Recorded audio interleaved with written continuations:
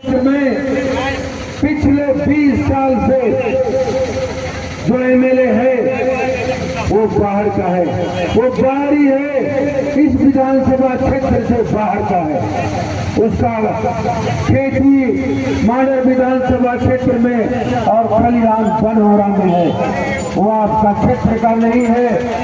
इस विधानसभा क्षेत्र के वोटर लिस्ट में उनका नाम नहीं है।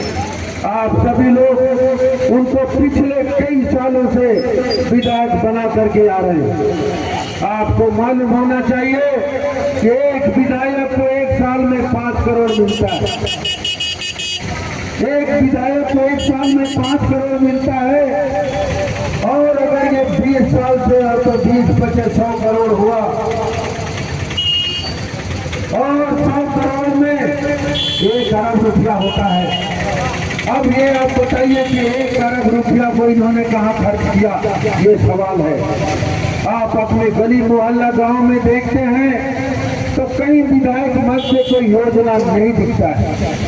इसलिए इनके सामने एक सवाल है कि आप 1 अरब रुपया को कहाँ खर्च किए। माननीय महोदय जी, आप पब्लिक को जवाब देने का कष्ट करेंगे। आपके बीच पब्लिक आकर के पूछना चाहती है, हिसाब लेना चाहती है कि आप 1 अरब रुपया खर्च कहाँ किए। इधर गांव में नरकोटी में कहीं कोई आपका योजना नहीं दिखता है, ये बहुत दुखद बात है। तो इसको आप जवाब देने का कष्ट करेंगे।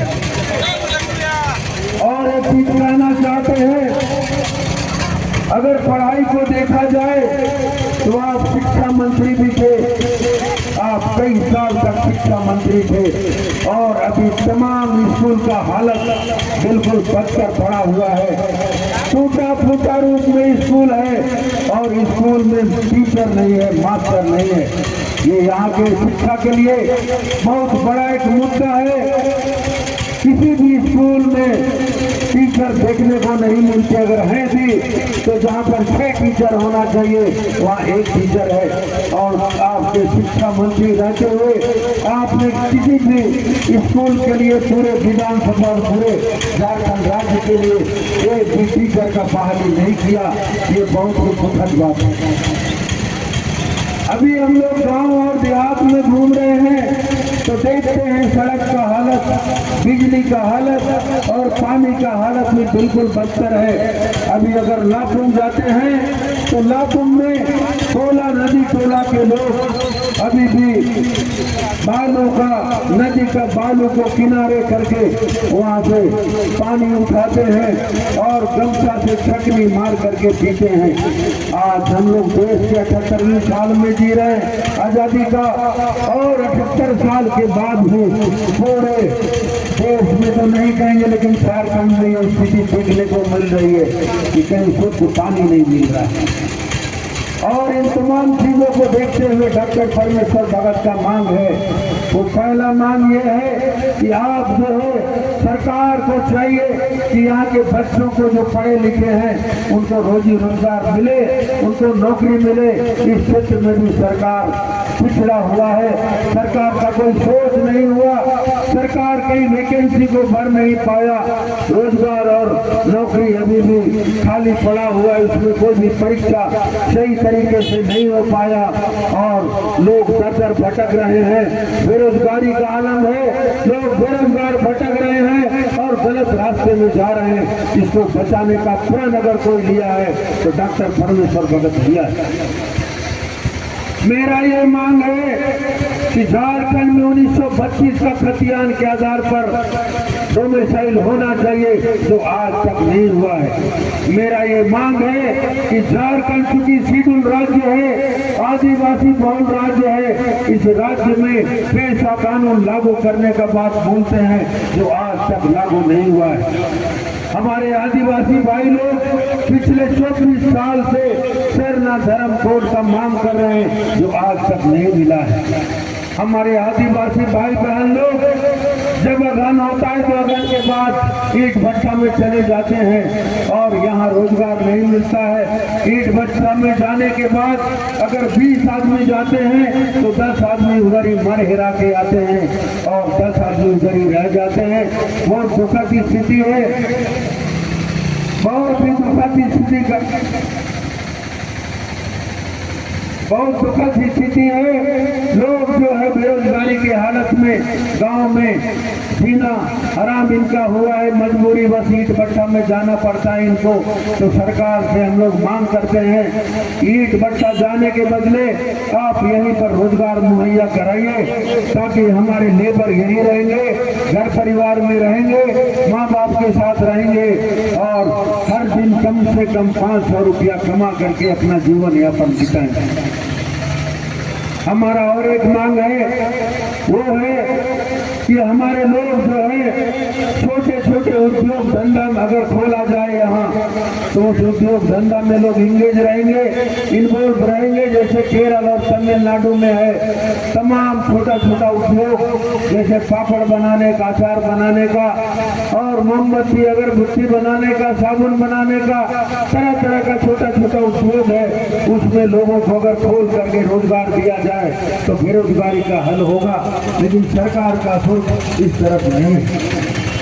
एक और हम लोग का मांग है, वो है भाषा का, कि हम लोग चाहते हैं नागपुरी और संथाली और उर्दू के माफिक, बांग्ला के माफिक, उरांव और मुंडारी भाषा को भी यहाँ का 8वीं अनुसूची में शामिल किया जाए और तमाम तरह का परीक्षा में इनको शामिल करते हुए इस उरांव और मुंडारी भाषा से परीक्षा लिया जाए, ताकि हमारे बच्चों को उस कंपटीशन में भाग लेने में सुविधा होगा और रोजगार पाने में सुविधा होगा। हम सरकार से और एक मांग करते हैं कि भाई सरकार, आप जो है पिछले 24 साल से जितना भी परीक्षा ले रहे हैं, तमाम परीक्षा का क्वेश्चन लीक हो रहा है और परीक्षा कैंसिल हो रहा है। आप उस परीक्षा को अच्छा से लीजिए, कोई परीक्षा कैंसिल नहीं हो, इस पर ध्यान दीजिए। जैसे हम देखते हैं पिछले बार CGL का परीक्षा कैंसिल हुआ, नीट का परीक्षा कैंसिल हुआ, JSSC का परीक्षा कैंसिल हुआ, ऐसे बार बार परीक्षा को कैंसिल नहीं किया जाए, परीक्षा लिया जाए सही तरीके से और परीक्षा लेकर के बच्चों का रोजगार देने का काम किया जाए। और एक चीज हम कहना चाहते हैं, वो है हमारे बच्चों का पढ़ाई लिखाई का, जो हम पिछले बार मांग कर चुके हैं तमाम एरिया क्षेत्र घूमने के बाद, कि हर जगह कॉलेज खोला जाए, हर जगह ITI खोला जाए, हर जगह जो है नर्सिंग कॉलेज खोला जाए, ताकि हमारे बच्चे अगर BA और MA नहीं पढ़ाई कर पाए तो कम से कम ITI और नर्सिंग कॉलेज कर सके और छोटा छोटा नौकरी में उनका रोजगार मिल सके। हम पढ़ाई लिखाई को अगर देखें तो जितना भी सरकारी स्कूल है, तमाम स्कूल में टीचर का अभाव है, उसका बहाली करने का मांग करते हैं। और जितना भी क्षेत्र में मदरसा और मकदम है, उसका हालत भी बदतर है, उसको भी सुधारने का काम किया जाए। तो सरकार को इस और विशेष ध्यान देना चाहिए। हम लोग देख रहे हैं कि पिछले 24 साल से न तो शिक्षा में गुणवत्ता हुआ है, न शिक्षा का क्षेत्र में विकास हुआ है, न रोजगार मिला है, न नौकरी मिला है, न पानी बिजली का सही सलामत से लोगों को उपलब्ध करा पाया है सरकार, और न नौकरी चाकरी का, और न रोड का, न बिजली का, न पानी का।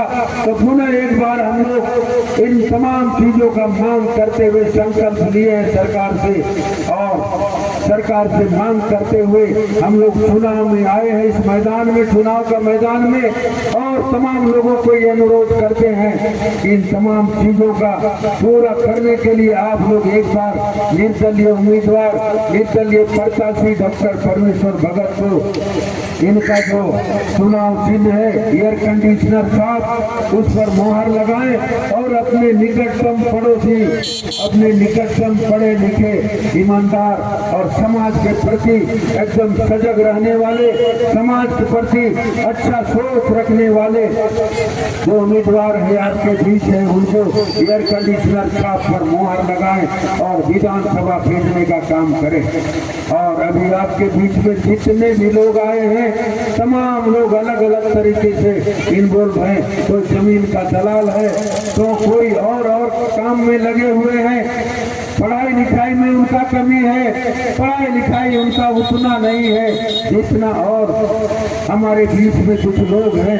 तो हमारा ये कहना है कि आप हर चीज को देखें, एक क्रम से तमाम 17 लोग को खड़ा करें और देखें कि कौन उम्मीदवार आपके बीच में सबसे अच्छा लगता है, सबसे समझदार है, वैसे लोगों को चुन करके भेजने का काम करेंगे।